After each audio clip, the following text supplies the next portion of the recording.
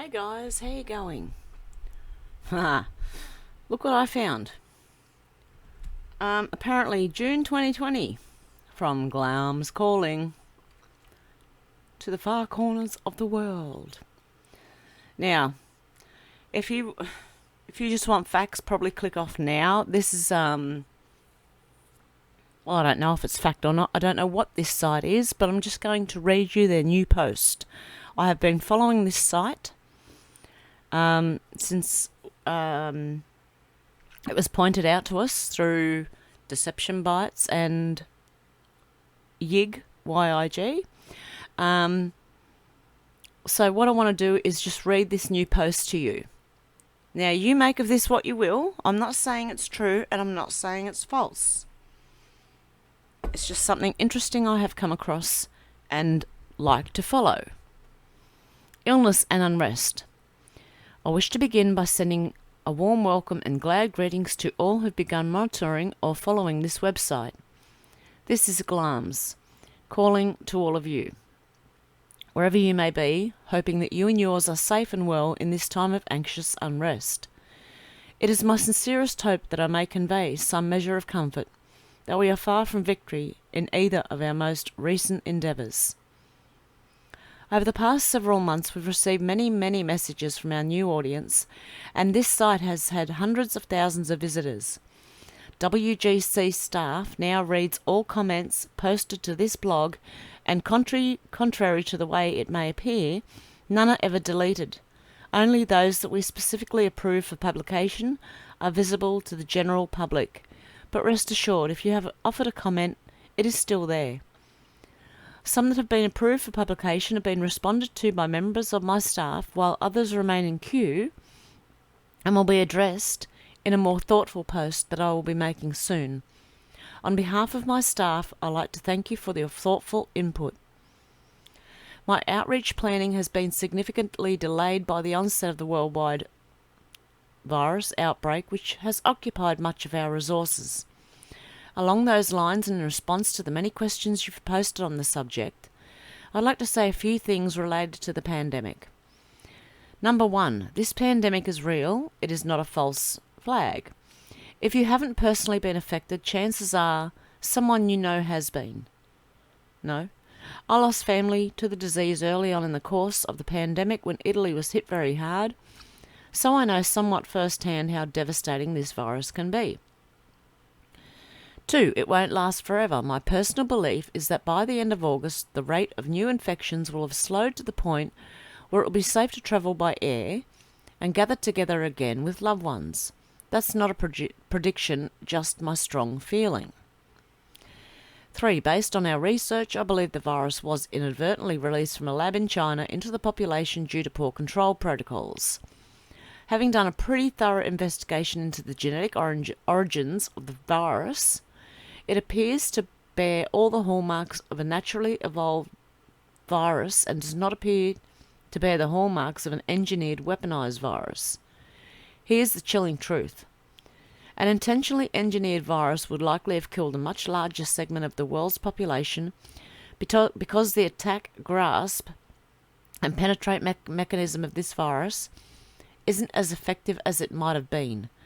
The new virus is horrible and deadly, but not as deadly as others I have seen that were specifically designed for mass destruction. When I have this conversation with friends, colleagues and family, the first question that always arises is, if this virus came from nature, why was it in a Chinese lab? The answer is that many research centres have live viruses and other nasty things in their laboratories. Usually the purpose is to study various biological attack mechanisms and then try to design defence agents. If there's any kind of silver lining, it may be that this pandemic, horrible as it is, will move us to develop a broad-spectrum antiviral, which may save us from potentially more lethal virus at some point in the future. This is important to know because living with the ravages of this pandemic is bad enough without having to fear that someone somewhere is intentionally targeting us. I know that due to the evil behaviour we've seen from so many of those in power, many of you are beyond trusting, and you've come to believe that every natural disaster, every illness, every tragedy is intentionally designed to target humanity. Indeed, some of the comments left on this site specifically accuse me of leading a worldwide conspiracy to destroy all that is good. I've seen enough evil in my life that I can empathise with those who no longer trust, so I won't try to dissuade you. It's okay if you don't trust me, or the media, or your elected officials. I sincerely ask you, though, as a fellow sentient being, please do not lose hope. Please consider there has always been a struggle between those who wish to control and harm, and those who wish to live in peace. But today more of us are aware that it's a struggle. Within the past 100 years, we've seen the rise of totalitarianism in various forms, and through Hitler, Stalin and Pol Pot are gone, though Hitler, Stalin and Pol Pot are gone, the struggle continues. But please consider this. The fact that some choose to fight against totalitarianism means that some have not been corrupted, and while there is struggle, there is hope. Okay, the next bit, cities on fire. Subsequent to our first encounters a few months ago, my staff promised to be as forthcoming as possible in response to your queries, particularly within the context of current events and world governance. Indeed, in the wake of those earlier encounters, we've engaged in some brief, though I hope meaningful dialogue. In light of that promise, I'd like you to consider the civil unrest playing out in various places throughout the world, but particularly within the larger cities of the United States. The World Governing Council has been collecting intelligence on these activities through a variety of methods. We are specifically prohibited by our own chamber rules from taking any action within the United States, where such action might interfere with or conflict with the rights established by the US Constitution. In another post, I'll provide more information regarding our relationship with the United States. For our purposes here, it is sufficient to state that we are working with US authorities to track individuals believed to be involved in the financing of activities such as human trafficking and the funding of professional provocateurs. Here are a few questions to consider. When you watch live coverage of protests, you will see that the majority of protesters are dressed in regular street clothes, no gas mask, no backpack. They are walking together with others who are similarly dressed. This may be chanting or carrying signs, but they appear to be regular people from the neighbourhood. From our experience, which includes members of my staff who have attended many of these protests to observe the situation on the ground, people in this first group are hurting. They are frightened and they sincerely asking for change in police governance. They are grieving, and whether one agrees with all their positions or not, we respect them as searching people, and we hope they find comfort. On the other hand, you will also notice, especially after night falls, there are a few individuals dressed in black with matching backpacks armed with rocks or bricks, and sometimes even wearing gas masks. If you were to attempt to engage them in conversation, they will respond with slogans and venom. Why have we seen the same individuals from the second group in Seattle and Los Angeles on different days? Why do people from the first group say to the people from the second group, you need to get out of here, you're going to get us killed?